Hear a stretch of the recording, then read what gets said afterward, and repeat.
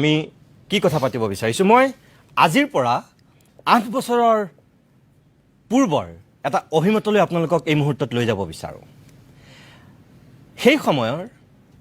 যিসকল ষ্টুডিঅ'ৰ অতিথি আছিল তাৰে এজন অতিথি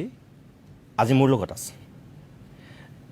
আজিৰ দিনটোত চিন্তাটো কেনেকুৱা সেয়া জানিবৰ বাবে মই প্ৰথমতে ত্ৰিদীপ তোমাক মই স্বাগতম জনাইছোঁ এয়া মোৰ লগত আছে ত্ৰিদীপ অসম জাতীয় বিদ্যালয় তুমি ক্লাছ 9ৰ ছাত্ৰ আমি কি কথা পাতিব বিচাৰিছোঁ মই আজিৰ পৰা 8 বছৰৰ পূৰ্বৰ এটা অভিমতলৈ আপোনালোকক এই মুহূৰ্তত লৈ যাব বিচাৰোঁ সেই সময়ৰ যিসকল ষ্টুডিঅ'ৰ অতিথি আছিল তাৰে এজন অতিথি আজি মোৰ লগত আছে আৰু সেইদিনাখন আমি সেই 7জন ছাত্ৰ ছাত্ৰীক বিভিন্ন প্ৰশ্ন কৰিছিলোঁ ত্ৰিদীপক কেইবাটাও কথা সুধিছিলোঁ তাৰে এটা প্ৰশ্ন উত্তৰ ত্ৰিদীপে কেনেধৰণে দিছিলে অকণমান আপোনালোকে চাই লওকচোন এইবাৰ ত্ৰিদীপ মই তোমাৰ কাষলৈ আহিছোঁ শিশু দিৱস আমি পালন কৰি আহিছোঁ নেহৰুৰ জন্ম দিৱসটো তুমি হয়তো যিদিনাখনৰ পৰা তোমাৰ জ্ঞান বুদ্ধি উদয় হোৱা বুলি ভাবোঁ সেইদিনাখনৰ পৰা তুমিতো শিশু দিৱসৰ কথা শুনিছা নাই শুনিছোঁ ৰাষ্ট্ৰসংঘৰ তথ্যমতে তোমাৰ 13 নিযুত শিশু শ্ৰমিক আছে আমাৰ ভাৰতবৰ্ষত এইখন দেশত 14 বছৰ তলৰ সেই শিশুসকল আমাৰ সম্পদ তুমি কিহৰ কাৰণে এই যে দিনক দিনে আমাৰ ইয়াত শিশু শ্ৰমিকৰ সংখ্যাটো বাঢ়ি গৈছে য'ত বহুত আইন আছে বহুত আইন কানুন দেশে প্ৰণয়ন কৰিলে একো লাভ হোৱা নাই কিয় সেই সংখ্যাটো দিনক দিনে বৃদ্ধি হৈ গৈছে বুলি তুমি ভাবা ধন্যবাদ মই পোনপ্ৰথমতে আপোনাক এটা কথা কওঁ যেতিয়া মোৰ মা দেউতাই মোক পঢ়াবৰ বাবে পইচা নাপায় তেতিয়া মোক কি কৰিব তেওঁলোকৰ নিজৰো খাবৰ কাৰণে পইচা নাই তো তাৰ ওপৰত মই আছো গতিকে মোক কি কৰিব চহৰৰ গেৰেজ এটাত আনি থৈ দিব তাত মই শিশু শ্ৰমিক হ'ম এতিয়া কথাটো ক'ত হ'ল তাৰপাছত যেতিয়া চাইল্ড লাইনৰ মানুহ যাব আমাৰ যিজন গেৰেজৰ মালিক তেওঁ গ্ৰেপ্তাৰ কৰিব বিচাৰিব তেতিয়া শিশুজনে ক'ব মই ইয়াতে থাকিম কাৰণ মই যদি এতিয়া চাইল্ড লাইনত যাওঁ মোৰ মা দেউতাই খাব নাপাব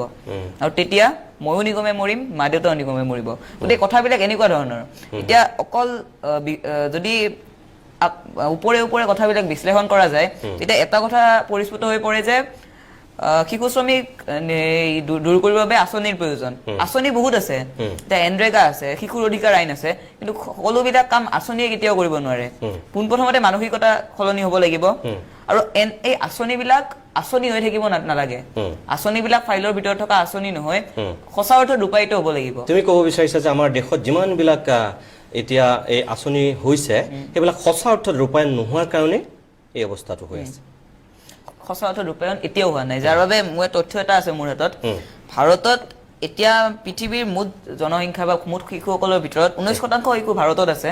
আৰু ইয়াৰে 50% শিশুৱে এতিয়াও বিদ্যালয়ৰ মুখেই দেখা নাই গতিকে এনেকুৱা ধৰণৰ কথাৰ পৰা আমি অনুমান কৰিব পাৰোঁ যে আমাৰ ভাৰতবৰ্ষখন কেনেকুৱা অৱস্থাত আছে আৰু ইয়াৰ পিছত শিশু দিৱস পাতি আজিৰ শিশু কাইলৈৰ ভৱিষ্যত বুলি কোৱাৰ যে কিবা এটা মানে আছে এই কথাটো মোক ভগৱানে ক'লেও মই এই পৰিস্থিতিত কেতিয়াও বিশ্বাস নকৰোঁ তাৰমানে আজি শিশু দিৱস পাতিব লাগে কাৰণে মানুহে পাতি আছে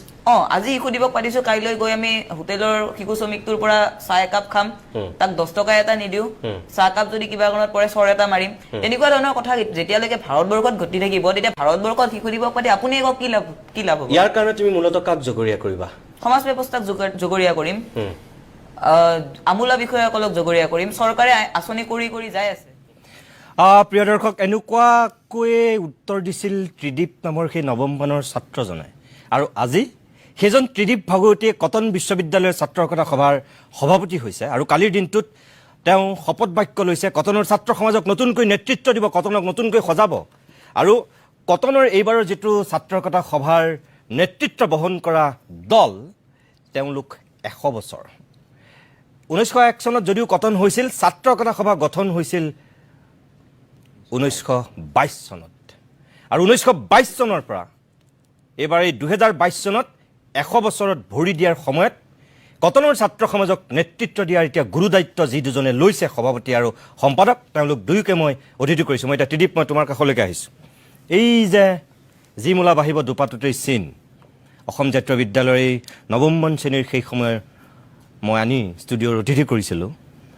এতিয়া তোমাৰ চেহেৰা মোৰ নিজৰ চেহেৰাটো দেখিও বাৰু অলপ হাঁহি উঠিছে কি ক আছিলি কি ক হলি এনেকুৱা লাগিছে তুমি এতিয়া কটনৰ ছাত্ৰ সমাজক নেতৃত্ব দিবা এই মুহূৰ্তত যদি মই কওঁ যে তোমাৰ আৰু তোমাৰ কাষতে বহি থকা সাধাৰণ সম্পাদকৰ ওপৰত বহু গুৰু দায়িত্ব আছে কালিৰ দিনটোত শপত লৈছা শপত লোৱাৰ পিছদিনাখনে তুমি ক'ব পাৰিবানে যে যি আস্থা আৰু বিশ্বাস ৰাখি কটনৰ ছাত্ৰ সমাজে তোমালোকক নিৰ্বাচিত কৰিছে সেই বিশ্বাসক তোমালোকে ধূলিচ্ছাত নকৰা বুলি আগন্তুক দিনত আস্থাক অসন্মান কৰি মাটিৰ লগত সকলো ছাত্ৰ ছাত্ৰীৰ যি ভোট দিয়াৰ মৰম ভাল পোৱাৰ যিটো তোমালোকৰ ওপৰত ৰখা বিশ্বাস চুৰমাৰ নকৰোঁ বুলি আজিৰ দিনটোত নিতুদা প্ৰথমতে আপুনি যিখিনি ভিডিঅ' দেখালে সেইখিনি 2014 চনৰ 14 নৱেম্বৰ আৰু কালি 2022 চনৰ 14 নৱেম্বৰ আছিল গতিকে চাগে এইটো ভগৱানৰ ইচ্ছা আছিল এটা সংযোগ যে যেদিনা মই প্ৰথম আপোনাৰ লগত টক শ্ব'ত বহিছিলোঁ সেই দিনটোতে মই 8 বছৰৰ পাছত কটন বিশ্ববিদ্যালয় ছাত্ৰ একতা সভাৰ সভাপতি হিচাপে শপত গ্ৰহণ কৰিছোঁ আৰু মই এটা কথা সদায় বিশ্বাস কৰি আহিছোঁ যে সেই মোৰ মুখখন প্ৰথমবাৰ দেখোঁতে মোক বহু মানুহে আশীৰ্বাদ দিছিল মৰম দিছিল ভাবিব নোৱাৰা ধৰণে মোক মানুহে আঁকোৱালি লৈছিল দুই এজনে অসমৰ চিনি পোৱা হৈছিল সেই মৰম আশীৰ্বাদ ভাল পোৱাবোৰেই মোক আজি এই কটনৰ ছাত্ৰ সমাজক নেতৃত্ব দিব পৰা এই যিটো দায়িত্ব গুৰু দায়িত্ব এই দায়িত্বটো বহন কৰাৰ দিশে মোক আগবঢ়াই নিছে মই দুটা কথা প্ৰথমতে আপোনাক ক'ব খোজোঁ যে নিৰুদা আমাৰ যিটো নিৰ্বাচন মই বা ঋতুৰাজ ত্ৰিদীপ বা ঋতুৰাজ যিটো নিৰ্বাচনত আমি বিজয়ী হৈছোঁ এই নিৰ্বাচনটো কটনৰ বাবে এটা সাধাৰণ নিৰ্বাচন নহয় কটনত ছাত্ৰ একতা সভাখন 100 বছৰ হৈছে বুলি আপুনি কৈছে 100 বছৰত 100টা নিৰ্বাচন হৈছে কিন্তু কটনৰ ছাত্ৰ একতা সভাখনৰ বাবে এই নিৰ্বাচনটো এইবাবেই গুৰুত্বপূৰ্ণ আছিল কাৰণ যোৱা ছমাহত কটনে যিটো পৰিৱেশ দেখা পালে কটনত এজন সাধাৰণ সম্পাদক নাই এজন সভাপতি নাই এটা বিশ্বাস ভংগৰ পৰিৱেশ এটা কটনত অনিশ্চয়তাৰ পৰিৱেশ কটনীয়ানে বিপদ হ'লে কাক ক'ব কোনো মানুহ নাই আমাৰ ছাত্ৰ প্ৰতিনিধিসকল যেতিয়া নিৰ্বাচিত হ'ল তাৰ পাছত তেওঁলোকে ৰাজনৈতিক চোলা পিন্ধিলে তেওঁলোকে ভাবিলে যে কটনীয়ান নামৰ যিটো চোলা এই চোলাটোতকৈ ৰাজনৈতিক দলৰ চোলাটো বেছি পবিত্ৰ তেওঁলোকে পিন্ধিলে আৰু তাৰ পাছত কটনত এটা বিশ্বাস ভংগৰ পৰিৱেশ আহিল অনিশ্চয়তাৰ পৰিৱেশ আহিল আস্থাহীনতা আহিল কটনীয়ানে ক'লে যে এই পৰিৱেশটোৰ পৰা আমাক মুক্তি লাগে আৰু আপুনি জানে যে এই যিটো নিৰ্বাচনী ৰাজনীতি এই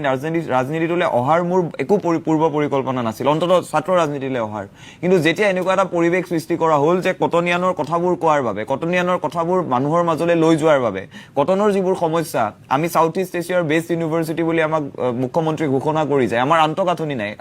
আমাৰ পুথিভঁৰাল এই সকলোবোৰ সমস্যাৰ কথা কোৱাৰ বাবে যেতিয়া কটনীয়ানে বিচাৰিলে তেতিয়া আমি নিৰ্বাচন খেলিলোঁ ত্ৰিদীপ ঋতুৰাজ আমি একেলগে নিৰ্বাচন খেলিলোঁ আৰু তাৰ পাছত আমি বিজয়ী হৈছোঁ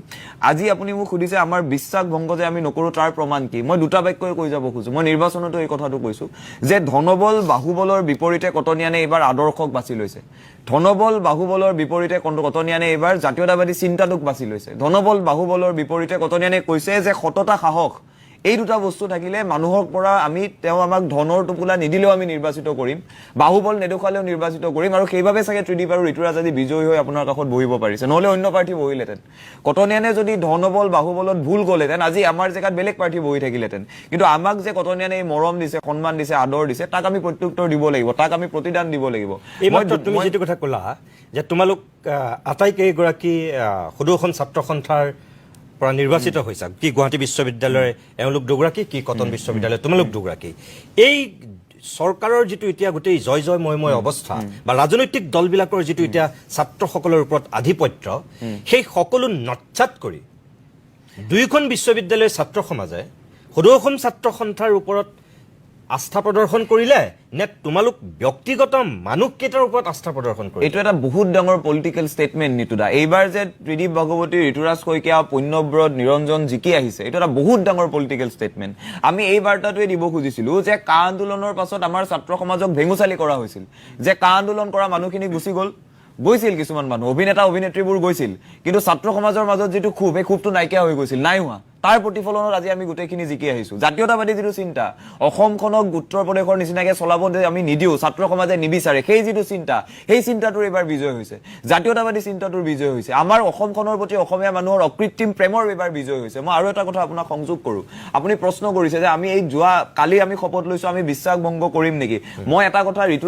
ঋতুৰাজ আৰু মই একেবাৰে স্পষ্টভাৱে আজি কৈ যাব খোজোঁ এবছৰ আমি ছাত্ৰ একতা সভাৰ দায়িত্বত থাকিম এই এবছৰত আমাৰ বাবে কটনীয়ান নামৰ যিটো টেগ যিটো চোলা কটনীয়ান নামৰ যিটো আদৰ্শ এই আদৰ্শটো আমাৰ বাবে কংগ্ৰেছ বিজেপি সকলো আদৰ্শতকৈ ওপৰত আমাৰ বাবে প্ৰত্যেকটো ৰাজনৈতিক দলৰ আদৰ্শতকৈ আমাৰ কটনিয়ান নামৰ যিটো টেক সেই টেকটো আমাৰ বাবে ওপৰত সেই চোলা আমি কেতিয়াও নুখুলো সেই চোলা আমি পিন্ধিম আৰু সেই চোলা পিন্ধি আমি কাম কৰি যাম আৰু মই আপোনাক এই কথাটো নিশ্চিতি দি যাব পাৰো মই যিটো সপোনৰ কথা কৈছিলো মই নিৰ্বাচনত মোৰ এজেণ্ডা আছিল 12টা মাহ 12টা কাম